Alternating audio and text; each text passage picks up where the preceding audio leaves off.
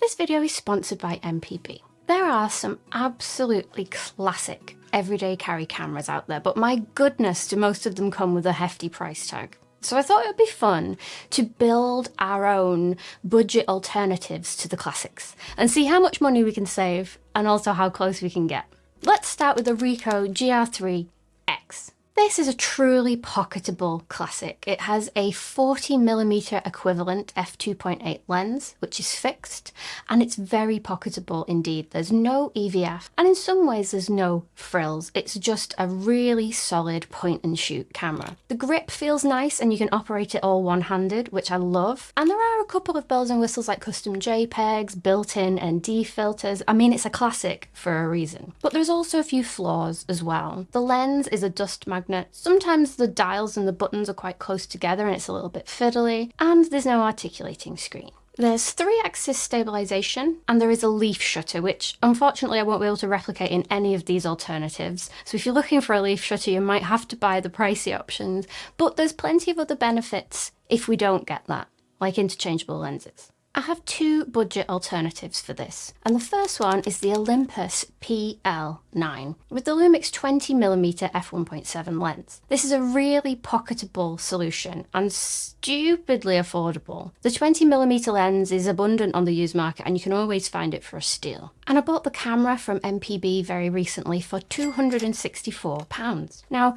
there are a couple of colour variations with this model. The blue one you will tend to pay a little bit more for because it's rare, but it's very nice. And the black and silver ones you can get for cheaper. I went for the brown because I'm a magpie and I just thought it was really pretty and a really nice medium between the price and the style. So the focal length in the lens is pretty similar, and we do have a few things here that the Ricoh doesn't, like an articulating screen. Both have 3-axis stabilization, so that's quite similar. And while the PL9 is that little bit larger, I do think it makes it less fiddly to use, which I've sometimes found a problem with the Ricoh cameras. And one feature that I wish the Ricoh cameras had is a flash, and the PL9 does have a flash. I think for everyday carry stuff and more informal photos of your friends of an evening, it's just handy to have. And the PL9 has one on on a spring, so you can pull it back and bounce it off the ceiling if you're indoors, or just pull it back to make it less strong if you're outdoors. And while video isn't a priority for these everyday carry photography cameras, the PL9 shoots 4K video and it's pretty nice, and the Ricoh only does HD. Prices always change and fluctuate, of course, but with the lens being around £200 used and then the PL9 being £265,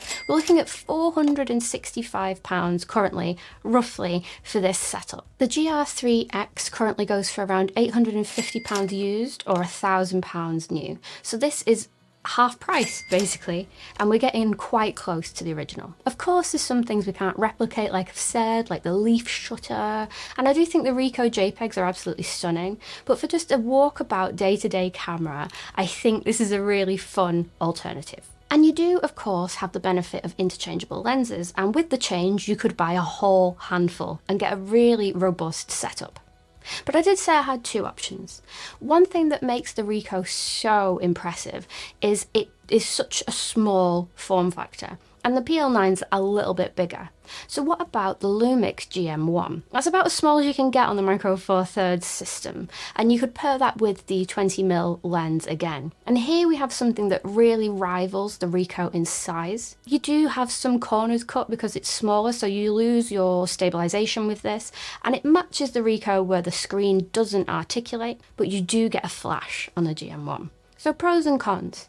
I think that's a ridiculously tiny setup. If you value the size of the Ricoh, the GM1 would be a really interesting alternative to look at. You can get the GM1s depending on the colour. Again, the blue one is quite rare. I'm a magpie. You can get them in more standard colours, and you can find them for around £300 used. So we're looking at around £500 total for this bundle, and that's still a heck of a lot cheaper than the Ricoh. With the change, you could buy some lenses, you could buy a new camera bag, or you could buy a workshop. Speaking of workshops, I've started running some in-person workshops this year. I've got some really interesting projects in the coming weeks and months. We have street photography, we have pet photography. If you're based in the UK and would like to join me in person for some fun photography nerdiness, then check out all the information in the description, and I'd love to meet you in person. It'd be so much fun. I'm going back to the sensor debacle because we are comparing APS-C with Micro Four Thirds, of course. What I will say to that is yes, it's wonderful to have the APS-C size sensor in the Ricoh, but the low light performance of that particular camera is nothing to write home about, and it's very comparable to Micro Four Thirds. And because we are shooting probably day-to-day life and street photography, you're not going to be coveting that wide open shallow depth of field anyway. So I personally think it's much of a muchness for this setup. But do let me know in the comments if you disagree. So what about the other Ricoh, the Ricoh GR3 without the X, the one that's 28mm equivalent? This is a super simple swap out. I would keep the camera bodies and then swap the lens for the Lumix 14mm f2.5. Now this is an extraordinarily tiny lens and even more affordable than the previous lens. And an ultra bargain option, if you do want something that's small with an APS-C sensor, I would look at the absolute micro bargain, the Sony a5000. It's so good I have two. One is standard and I shoot one with infrared photography.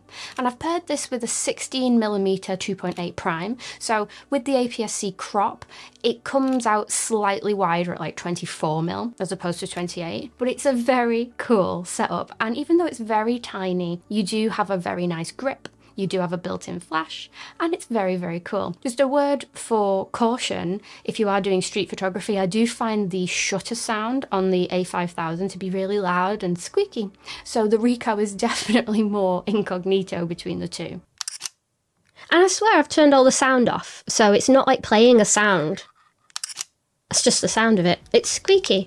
If you'd like to check out any of these cameras or the budget alternatives, there's no better place to look and bargain hunt than MPB. MPB are the world's largest platform for buying, selling and trading your camera equipment, and my goodness, I think I've done all of those things even in the last month. I traded in my OM1 original to get the Olympus Pen F. And the actual process of trading couldn't be simpler. I just put in what I wanted to sell and the condition, got an instant quote where you don't need to speak to anyone, and then it got picked up from my doorstep, and then in a couple of days the Pen F arrived. Win, win, win, win, win. Every photo on the website is of the product that you will buy, so you can inspect everything before buying, and you do get warranties included as well. So if you'd like to check out MPB, I have UK, EU and US links in the description, and using those links really does show MPB that I'm doing a good job around here, and it really does support the channel. So check that out after you've finished watching this video, and let's get back to the nerdiness. So let's move on to possibly the king of everyday carry camera brands, and that is Fujifilm. What would I use instead of the Fujifilm X100V first? And I'll cover the 6 in a minute. I have to say, the 5 really doesn't set my world on fire. I think the used prices are very, very high, and the spec is just nowhere near as good as the 6. Now, the X100 series of viewfinders is probably the most interesting that I've ever used. You can use it standard as a normal EVF, but then you can sort of open it and use it as a semi-optical viewfinder as well. It's so, so cool. And there's a little door on the front of the camera that opens and closes. So I love that. So we'd be looking at a camera with an EVF to compete with this. But there's no IBIS. The video is basically unusable because there's no IBIS. The lens isn't too fast, there's no weather sealing. I think it's a very stylish camera with a very tactile approach to how you want to shoot it, but for the price that it still currently retains, I do think you don't get much for your cash. And the lens that we're looking to match with this is a 35mm equivalent f2, by the way. So the first camera body that I would throw into the ring to match the X100V, and we've got budget for days because this still goes for £1,500 used, which is ridiculous. The first one that I would choose is the Lumix GX85. Also in brown. Do I just collect brown cameras now? Body only. This camera is smaller in all dimensions, but you still have a comfortable grip. You have an EVF, might not be as fancy, but it gets the job done. You have a tilting screen. You have 5-axis IBIS, which the X100V doesn't have any. and you do have wonderful 4K video. There's a built-in flash, and while you don't get every single dial and button that you would find on the X100V, you do have a nice tactile experience as well with your front and back settings dials on the GX85. The GX85 goes quite consistently for around £350. It's crazy to me because I bought it new in 2017 with a kit lens, I'm pretty sure for £389 new, and it's just stayed the same for like 100 years. It just shows that it is a really good camera. You know, for 350 quid, you get a lot of camera for the money. I would argue a lot more camera for the money than the X100V. And we are spoiled for choice at the 35mm focal length on Micro Four Thirds. That's 17mm, roughly. I have three 17mm lenses. I have a 17mm f2.8 pancake, so if you value small size and it doesn't protrude very much, it's a great option. I have the older Olympus 17mm f1.8, which is good. It has a manual focus clutch. I've absolutely battered mine to holy hell, and I've had to stick like an extra ring on the front of it to allow it to take filters. I've not looked after that lens, but thankfully there's a brand new version which is splash proof. It's just nice and updated all round, and I was personally in dire need of an updated copy, so that's how I've ended up with all of these options. The pancake lens is the budget option. It goes for around £170 currently, always subject to change of course, but that means the overall package is just ridiculously cheap. So you could even splash out and get the newer lens and enjoy a more premium setup and still save tons of cash. So I have ranted about the X100V ad nauseum now. I absolutely love the X100VI. All of the things, most of the things, I still wish it was weather sealed without an accessory. Most of the things I didn't like about the 5 got addressed on the 6. You have a larger megapixel count, so even though you have a fixed lens on the X100VI, you can effectively sort of punch in to create faux different focal lengths. You know, you've got like 35, 50, 75, whatever, and you can see it on screen, and you can even assign the front wheel of the lens to change your focal length, which I think is really cool. Interestingly, this goes also for around £1,600 used. So the 5, I don't know why anyone would buy the 5, just buy the 6. But we've got loads of budget to play with. How would we make a more premium sort of match to this camera? I was toying with the Lumix GX9, which is very, very nice indeed. You know, you've got a 20 megapixel Micro Four Thirds sensor, you've got IBIS, you've got loads of good stuff, and a really interesting EVF mechanism. But the one that I settled on, which I think is a great alternative, is the beloved Olympus Pen F. People looking at the X100VI and the 5 want those dials, want that vintage experience, and the Pen F offers that in spades. You have exposure compensation, you have lots of dials, you have a highlight and shadow rocker, you've got a photo profile dial on the front. It could not be more of a tactile experience with the Pen F, and I think if you were looking at the X100 series, the Pen F would tick loads of similar boxes for much cheaper.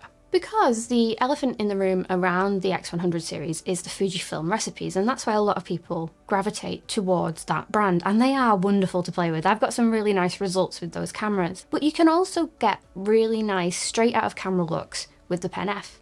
And also the OM3, it's like an Olympus/OM system thing where you have like your photo dial at the front and you can dial in different recipes to taste. You can get some very nice straight out of camera looks.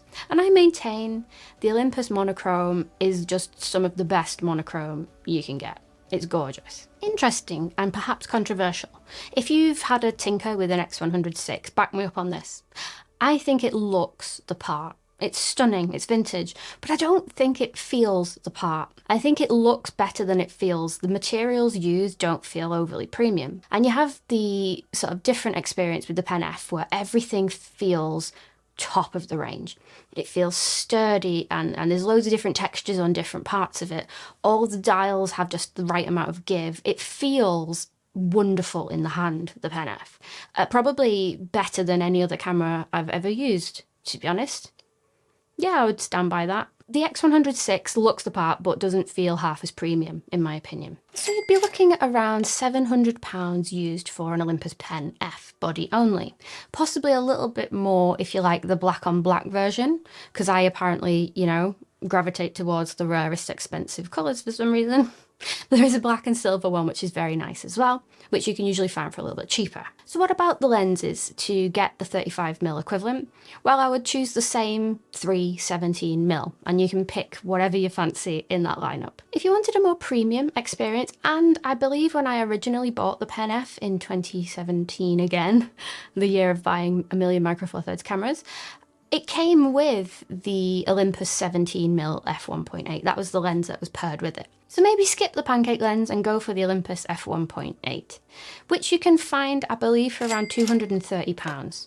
So all in, we're still massively under budget. And with the change, you could buy some really nice primes, maybe the 45mm Olympus, maybe a 50mm equivalent, and then you can sort of match even how the X100VI has the fake punch-in. You could do it with actual lenses. I personally love the amount of tiny primes you can get on Micro Four Thirds, and these are some of my favourites. And one thing that I love about these ones in particular is they all have the same filter thread size. So when I'm using filters, I can just take the one filter out with me and know that it'll sort of fit on all of my other lenses. The filter I use overwhelmingly the most at the moment is the K&F CONCEPT all-in-one filter. It's so cool. So it's like a CPL, variable ND, and a mist filter. So you can just take one out with you and it fits all your lenses, and it's so cool. And you could even afford that in the bundle with the extra lenses and still have change. So am I mad, or are these actually some good budget alternatives? Let me know in the comments what you think, and if there's any better bundles that you could think of that match these classics.